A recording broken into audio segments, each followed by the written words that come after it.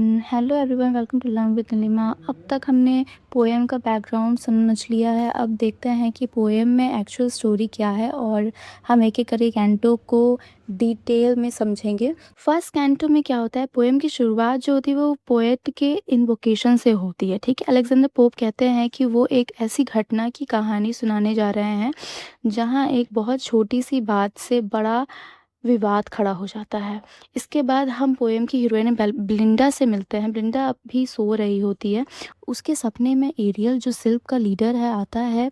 Aerial ब्लिंडा को चेतावनी देता है कि आज उसके साथ कोई बुरी घटना होने वाली है। वो कहता है be aware of all but most be aware of man. लेकिन वो ये नहीं बताता है कि खतरा क्या है। ब्लिंडा की आग उसके प्यारे डॉग शॉक की वजह से खुलती है। जगते ही वो सपना भूल जाती है और अपनी ड्रेसिंग टेबल के सामने बैठकर तैयार होने लगती है। पोप ब्लिंडा की मेकअप और ड्रेसिंग सीन को एक रिलीजियस रिचुअल की तरह दिखाते हैं। मिरर को अल्टर और कॉस्मेटिक को सैक्रेड ऑब्जेक्ट की तरह डिस्क्राइब किया गया है। इस दौरान शिल्प भी ब्लिंडा की ब्यूटी को और अट्रैक्टिव बनाने में मदद करते हैं। सेकंड कैंटोज में होता है कि ब्लिंडा अपनी फ्रेंड के साथ रिवर थेम्स के रास्ते हैम्पटन कोर्ट जा रही होती है। सब लोग उसकी ब्यूटी से बहुत प्रभावित होते हैं, लेकिन सबसे ज़्यादा ध्यान उसके सुंदर बालों के दो कर्ल्स पर जाता है। यहीं पर द बैरन डिसाइड करता है कि वो ब्लिंडा के बालों का एक लॉक हर हाल में हासिल करेगा। वो अपने रूम में एक छोटा सा अल्टर बनाता है और लव गॉड से प्रार्थना करता है कि उसकी इच्छा पूरी हो जाए। दूसरी तरफ एरियल को महसूस होता है कि खतरा अब बहुत करीब है, इसलिए वो शिल्प को अलग अलग ड्यूटीज़ देता है। किसी को ब्लिंडा का फ़ैन संभालने का काम मिलता है, किसी को वॉच, किसी को ज्वेलरी और कुछ शिल्प को ब्लिंडा के बालों का रक्षा करने की जिम्मेदारी भी दी जाती है। थर्ड कैंटोस में होता है कि सब लोग हैम्पटन कोर्ट पहुंच जाते हैं। वहाँ पहले कॉफ़ी पीते हैं और फिर उम्र नाम के कार्ड गेम खेलने लगते हैं।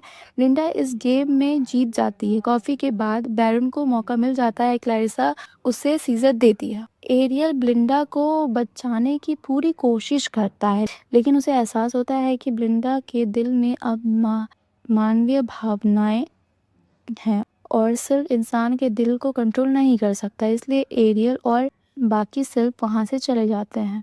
जैसे ही ब्लिंडा बिना सुरक्षा के रह जाती है, बैरन सीजर से उसके बालों का एक लट काट लेता है। यह फिर आता है कैंटो 4। उसमें क्या होता है, ब्लिंडा अपने बालों के कटने से बहुत दुखी हो जाती है। इस समय अम्ब्रियल जो ग्नोम का लीडर है केव ऑफ स्प्लीन में जाता है। वहाँ से वो एक बैग भरकर साइन और एक बॉटल भरकर टीयर्स लेकर आता है। अम्ब्रियल ये सब ब्लिंडा पर गिरा देता है, जिससे ब्लिंडा और भी ज़्यादा दुखी हो जाती है।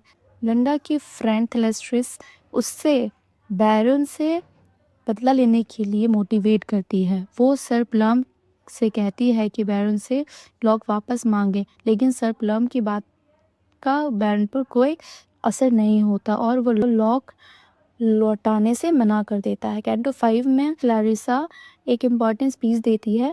वो कहती है कि फिजिकल ब्यूटी हमेशा नहीं रहती, इसीलिए इंसान को अपनी ब्यूटी से ज़्यादा अपने कैरेक्टर और गुड सेंस को इम्पोर्टेंस देना चाहिए, लेकिन वो कोई भी उसकी बात पर ध्यान नहीं देता। इसके बाद लेडीज़ और जेंटलमैन के बीच एक कॉमिक बैटल शुरू हो जाती है। पोप इस फाइट को भी एपिक वॉर की तरह डिस्क्राइब करते हैं। ब्लिंडा बैरन पर अटैक करती है और उसे अपना लॉक वापस मांगती है, लेकिन लॉक नहीं मिलता। पोयम के अंत में पोप कहते हैं कि ब्लिंडा का लॉक आसमान में एक सार बन गया है। इस तरह ब्लिंडा की ब्यूटी और उसका नाम हमेशा के लिए अमर हो गया है। यहीं पे पोयम खत्म। तो ये थी the rape of the lock की कंप्लीट कंट्रोवाइज समरी। अब हमें स्टोरी क्लियरली समझ आ गई है, लेकिन सिर्फ स्टोरी जानना ही इनफ नहीं है। अब देखते हैं कि इस पोयम का डीपर मीनिंग क्या हो और एग्ज़ाम पॉइंट ऑफ व्यू से ये इतना इम्पोर्टेंट क्यों है। तो थर्ड पार्ट में हम लोग सिग्निफिकेंस एंड थीम्स को डिस्कस करने वाले हैं। See you in the next video. Bye bye.